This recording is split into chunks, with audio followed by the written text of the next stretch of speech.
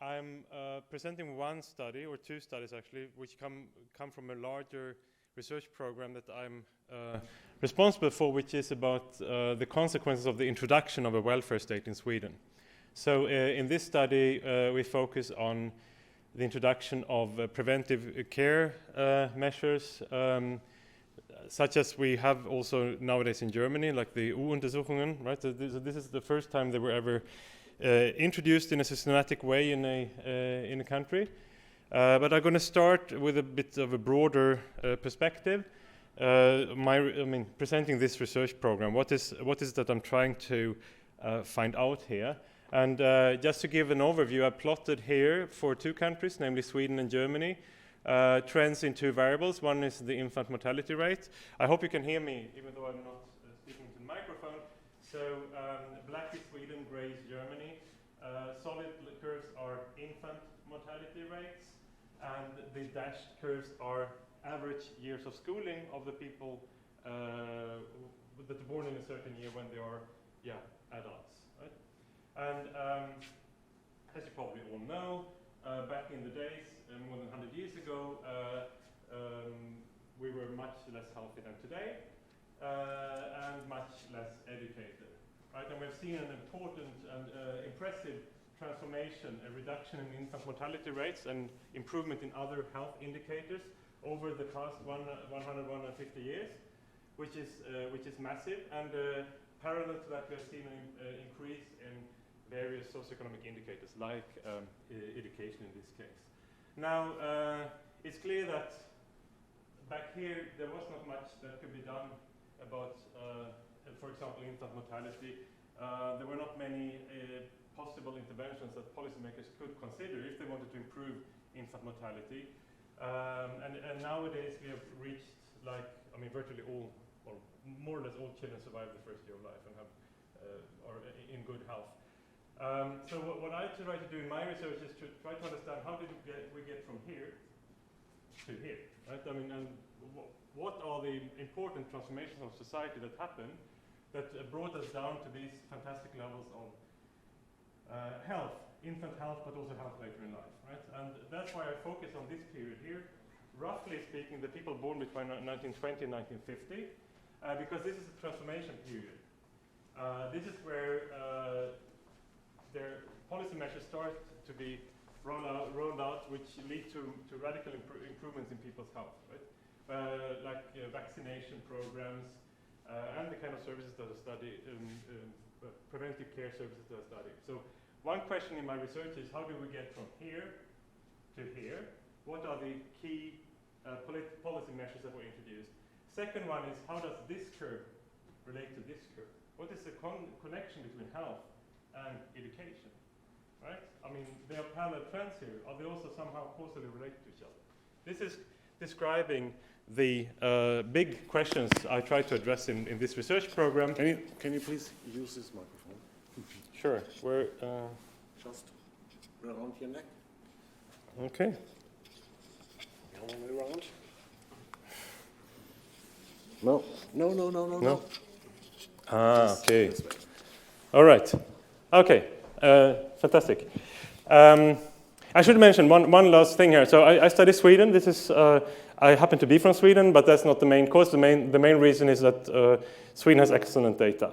Most people are aware that nowadays Sweden has excellent data. What I show in my work is that if you go back here, you will find the same kind of data, but they are in archives. They are not in digital form. They are in archives, right? And one interesting point to make here is that around here, this vertical line here, that's where Sweden caught up with Germany in terms of living standards, okay? And as you can see, in terms of infant mortality, Sweden was doing really well when it was a poor country, a much poorer country than Germany. So that's also, I think, an interesting historical fact. Right, so let me get started. So this was a bigger research program, and this study I'm going to present is a part of that one. So what we do here is that we take an experiment that was conducted in Sweden in the 1930s, and it was conducted to evaluate what is the effect of preventive care services for newborns, for infants. And we use this intervention, and we then follow people through life. We then study, we can, of course, look into many more things that people could in the 30s. We can see, did this have an effect on infant mortality? How do these people age, right? Is it an advantage having been in this program as an infant when you are 70 years old? We can answer that question. We can also see, did it affect the kids' performance in school? Did it affect their long-term labor market outcomes? And one important thing here is that we want to understand how are these things related. Okay? So if we see an improvement in health and an improvement in academic performance, do these things have anything to do with each other? If we see an improvement in academic performance, how is that related to the later labor market performance of the children that had access to these services? This contributes to a large literature in economics. So this is a literature that started in epidemiology, you could say. This was a British epidemiologist called Barker who found that conditions around the time you were born, in the area where you were born, predict your health problems when you're 50 plus. Okay, and this is called the Barker hypothesis, that if you were exposed to a bad environment in your first year of life, it will predict cardiovascular disease when you're between 50 and 70. Then economists took this Barker hypothesis and studied lots of other outcomes and also confirmed then that the first year in life and the period before pregnancy, in utero period, are really critical for your later life health, cognitive development, and labor market outcomes. And this literature used shocks, typically.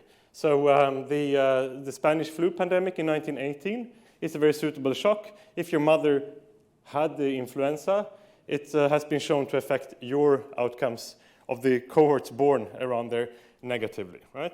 Other shocks that are popular used are famines, where there's not enough, people don't get enough nutrition early in life, and that's been shown then to be harmful for later life outcomes. Now, this is, of course, interesting to establish these relationships.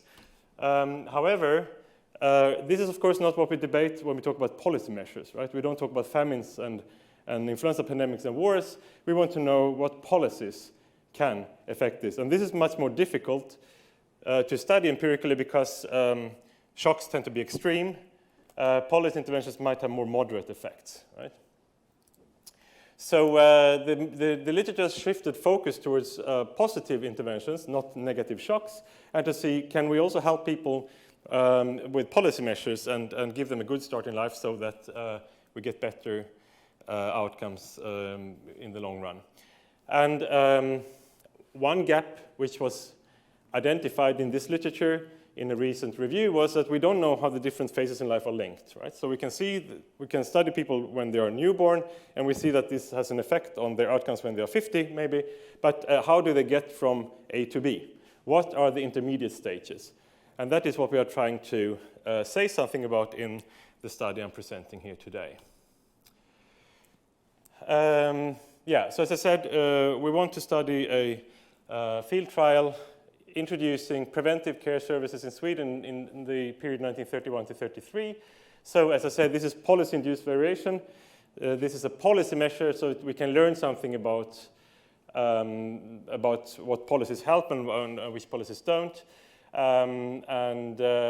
This was an experiment that was conducted during a short period, so we don't need to be so concerned about whether people make their fertility decisions dependent on the existence of this program and other things like that. It was really sudden when it was switched on and then suddenly switched off again after 2 years.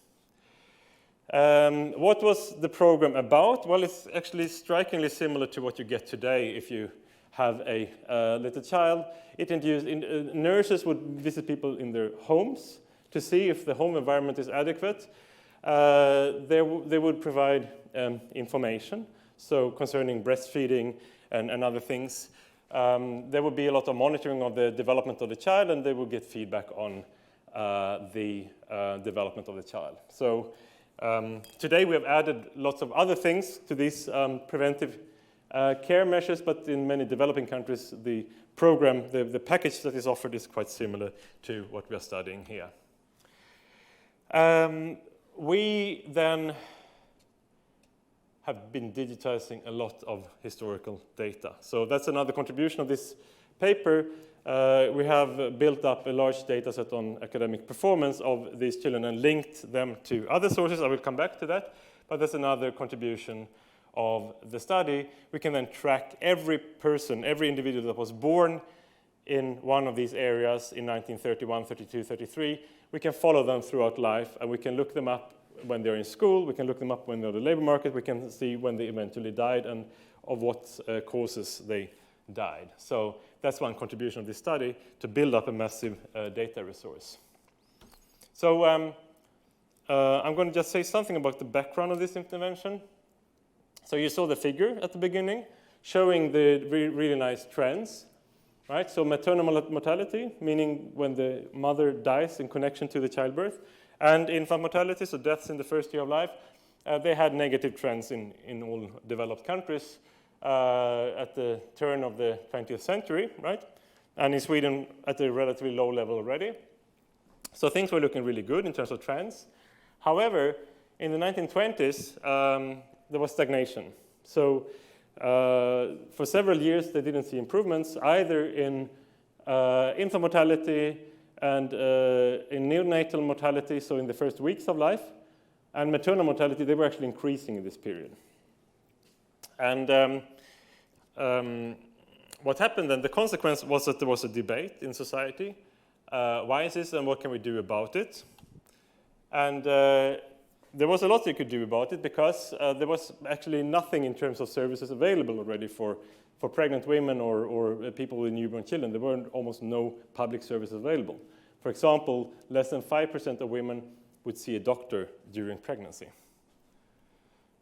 So there was a debate, how can we improve conditions for expectant mothers and infants? A lot of focus, I should say, was on children of single mothers, who were having like a much worse health prospect and much worse outlook than children of married couples. So there was also a lot of focus on the poor children and the children of single mothers. And the solution then was to do evidence-based policy. Let's first get some evidence of what works, and then we will see what we do. So there was a field trial then conducted in some selected areas. The government in Stockholm decided it should be running for approximately 2 years, exact dates when it started and an exact date when it finished, which helps for us in the empirical analysis. And there were 400 health districts in the country, and 7 of those were picked. Now, the downside from my point of view as an empirical economist is that this was not a randomized 7 districts. Instead, they just picked 7 districts which they thought were representative for the country as a whole. So they would take some rural place in the north, some urban place in the south, and to make sure that this mix of 7 health districts was kind of representative of the entire country. And when we double-check that today with our new data, we actually conclude that they did quite a good job. This is representative for the whole country. So they were going to get free universal anti and neonatal care for this 2-year period. Completely free and no charges for the mothers or the families. Yeah. So I think I touched upon this already. You could go to the center with your baby and have it examined, weight and etc. And if the nurse identified the problem, they would then be referred to a doctor. There will be home visits, as I said, to provide support and monitoring. Also check that the home environment is clean and hygienic. And there will be a lot of information disseminated to the families on breastfeeding, diet, how you recognize the developmental delay, how should you keep your home to make it a good environment for your child. And then there was an evaluation back in the days, in the mid-30s. It was very, from our point of view, very not very sophisticated, but they concluded, oh, things look great in those 7 areas, so let's make this mandatory in the whole country. So from 1937 onwards, this was rolled out in the whole of the country. And as always with interventions that happened in Sweden in the past, you will for sure find similar interventions in Denmark and Norway. The countries are really very similar, and they do things at roughly the same time. So in Norway and Denmark, there were programs also starting in the mid-30s, mid-late 30s, which have been evaluated by colleagues in Norway and Denmark. So the difference is that they then use the rollout when the government has decided this should be now introduced in the whole country. We have instead an experiment, which makes difference in some respects. This is an example of the kind of information. So information was an important component. This is from a leaflet that was distributed to all the families that were in the program. This one shows, I think you don't get this kind of advice anymore if you have a child. This shows when you're supposed to feed your baby. And you should stick to this schedule, 6, 10, 14, 6 p.m. and 10 p.m. And here's a picture saying, go away, I have mom, is what the baby is saying. Yeah. So also to promote breastfeeding. So as I said, collecting data was a big, important component of this project. So here's a map of Sweden. I cut it in two because it's too long. So the dark gray areas are, so every unit here is a parish, and the dark gray areas are the districts that were chosen to be in the experiment. And then what I do is that I run a matching algorithm so that I find the most similar for each of the parishes included. So for each one of those, I find the most similar parish outside the treatment area. So this one, these were picked by the algorithm to be control parishes. Okay? So I get a matched data set consisting of 59 treated units and 59 control units. So I conduct this as an experiment ex post where I collect all this information. So once we had identified those parishes that were either treated or control, we went to archives and tried to dig out as much information as possible on the kids and the families in those places.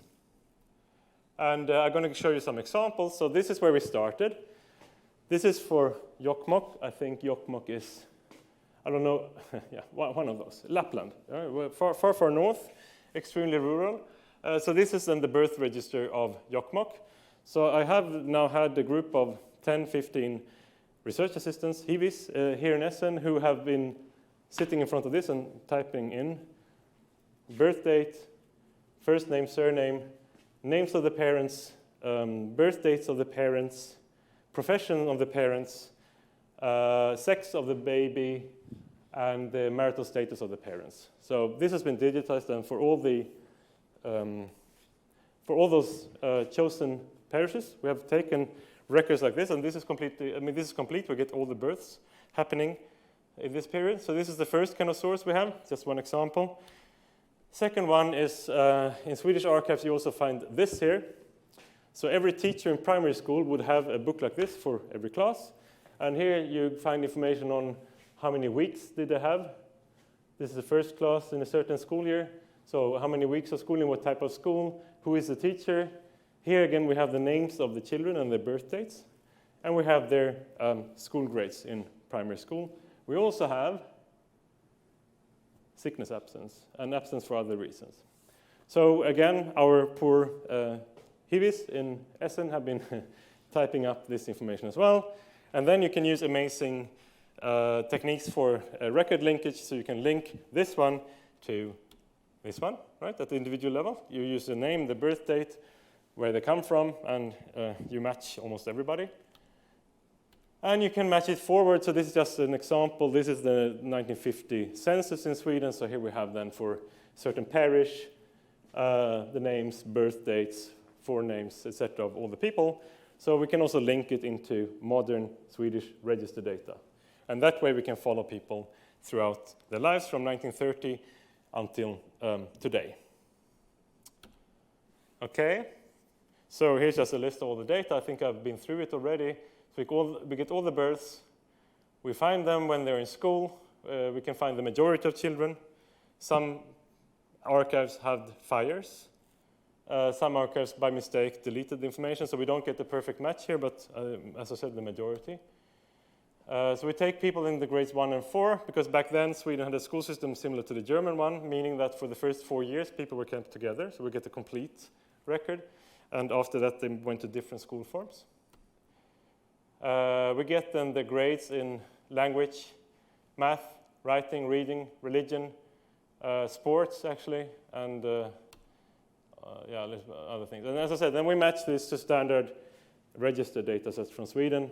So in 1970, when these people are in the mid-30s, we can see what was the total education they got, how much money did they earn, what kind of jobs do they have, in what sector, what's their profession, etc. Okay, so that was just an introduction of the study design in general.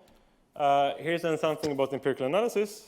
And I'm not going to, normally in an economics presentation, you would have lots of equations now. But I won't do that. I'm just going to show the principle. We're using something called difference in differences, meaning that we take our control group, we take the kids that had access to the services, we take kids that are either too young or too old to have them, and we take kids that are born in the right period. And then just comparing, taking the difference of the differences gives us then the treatment effect. So that's the principle behind this analysis. It's like an experiment, but we constructed the experiment ex post, like finding a suitable control group afterwards. So what do we find? I start with mortality. So here I've just plotted what is the effect of this intervention on mortality as people age. So we take infant mortality, 0 to 1, child mortality, whether the child died between ages 0 and 5. And then we look them up at age 40. This is just arbitrary. We could have taken any age, but yeah. And then we can follow them up until the age of 75. So the boxes here are our estimated effect on mortality in those different time horizons. And they are measured on this scale. So this will be suggesting that infant mortality went down by 1.5% from a baseline of 6%. So the infant mortality rate was 6%. This intervention reduced that by 1.5%. And importantly here, if you extend it now to 5 years, it's more or less the same, which means that they just didn't save children to survive until they were 1. They kept, there was an improvement in the health so that they survived for a longer time. And when we look at people at age 75, we're at more than 2% reduction, 2 percentage point reduction in mortality. I also plotted the relative effect here to see, compared to the level, how big is this effect. And then, of course, mortality is increasing all the time, so the relative effect goes down all the time. But as you can see, significant effects at all points in the life course. Then we did this, and now there are lots of numbers here, and I'm running out of time almost. But here we follow people through life, and we estimate the effect. This is, like we estimated effects here, we estimate now the effect on school grades in primary school. So this is 4th grade grade point average. How good were they in primary school? Then we look, did they get into secondary school? As I said, the system was like in Germany. Some kids stayed in the Hauptschule, other kids went to a higher track. There was only one. So this is that higher track. Then we look, do they belong to the best earning people in 1970? And what is the effect on the average earnings in 1970? And then we look at the pensions when they're 71 years old. And this table, we spent 1 year trying to understand it because we thought this does not seem very plausible. So what do we find? We find that females increase their earnings by 19%. So being exposed to this program increases female earnings by 19%. And of course, when you present this to people, no one believes you. If you say that females increase their earnings by 19%, we need to keep in mind, though, that only half of them were actually working, right? And those that were working were not earning a lot of money. So this huge relative effect is not the large absolute effect. But what puzzled us the most was that if you look at primary school, the girls got better, the boys got better, right? But here it stops for the boys. Whereas this translates into more schooling, higher earnings, higher pensions for females. It stops here for the boys. They don't increase schooling, they don't increase the earnings, and for pensions we even have a negative effect, which is due to selective survival. Right? So it's not that the intervention made them earn less, but they were more likely to survive, therefore it drew down the average. Right? So we're trying to understand this puzzle for a long time, and when we looked at this, so we're trying to make sense of this.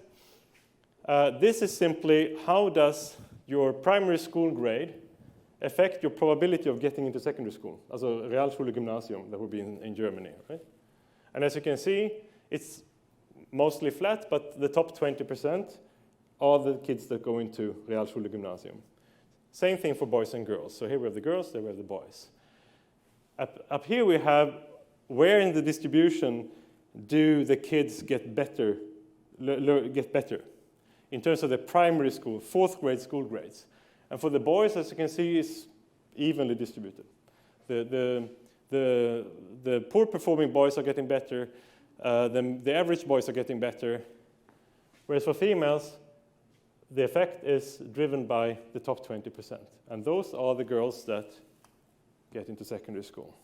So this is how we explain this difference between the sexes, that the girls improved in the top of the distribution, the boys improved in the average of the distribution. Therefore, the girls went on to come here, getting secondary schooling, increasing their earnings, and eventually pensions. Whereas the boys, how good they were in 4th grade doesn't affect their later life because they didn't increase their schooling.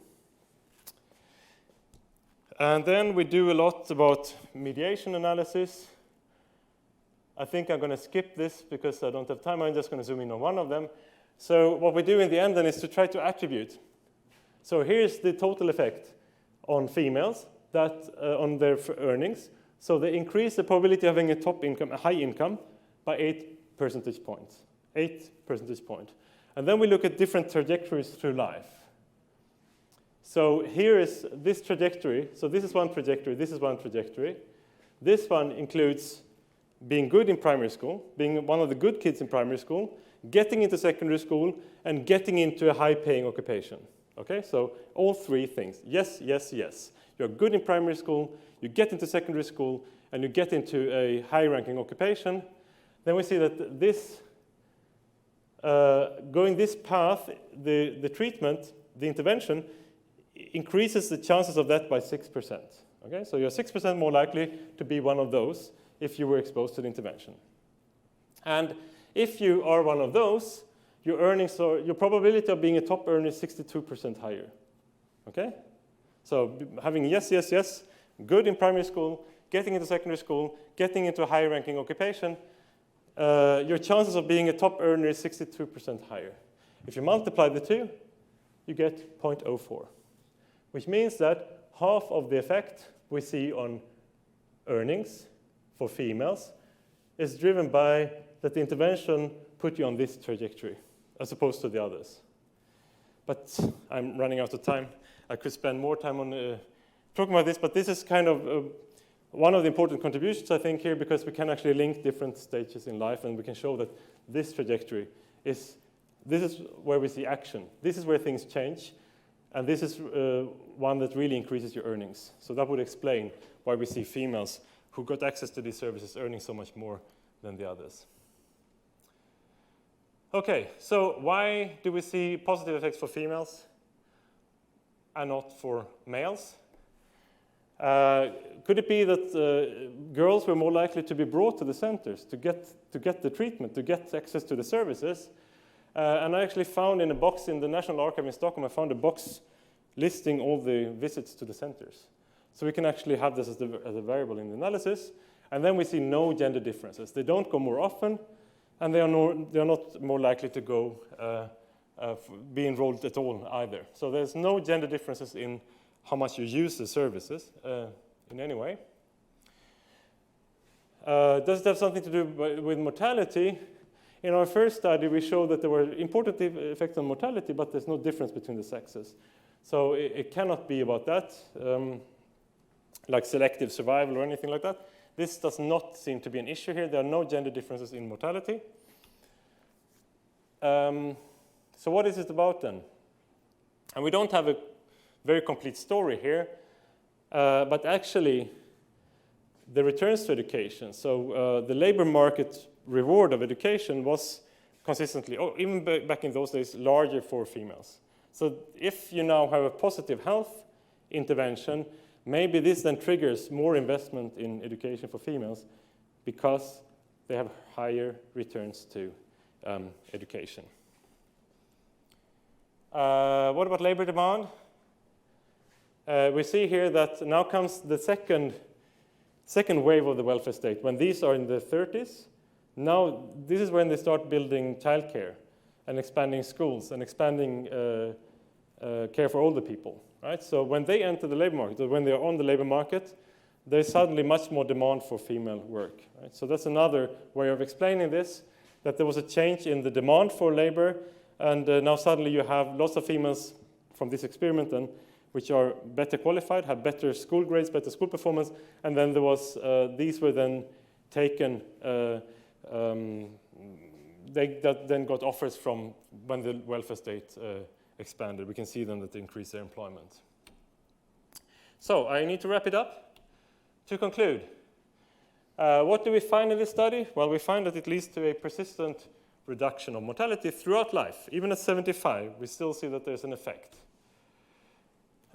We see that it also increased the children's performance in school. So when the children that had access to the services were also doing better in primary school.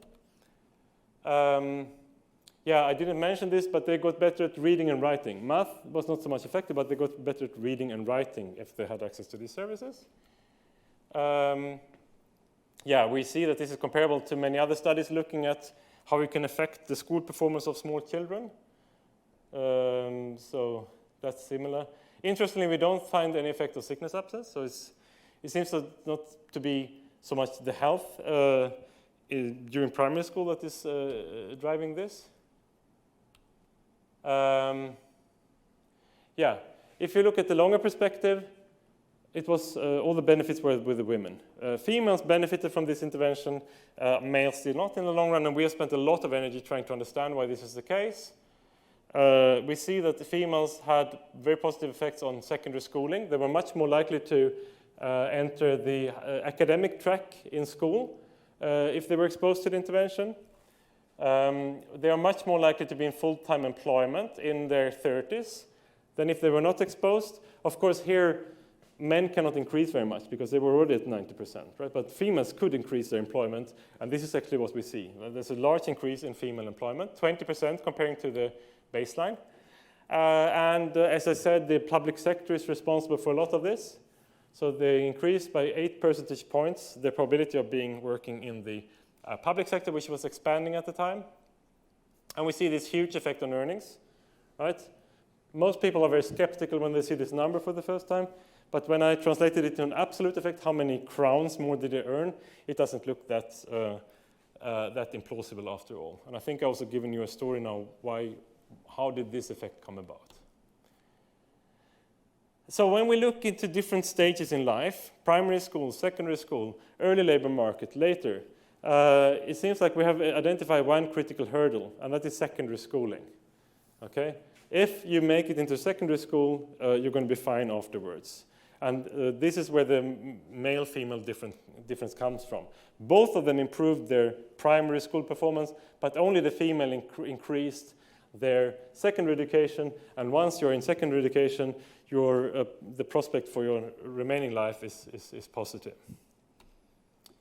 Yeah, and here's the story behind this. There are also larger returns to education for females. So maybe parents responded differently to the intervention depending on whether they had a girl or a boy, right? And if they have a girl, which is now healthier, it might have made more sense than to invest also in their education. And that was all I had to say. Thank you.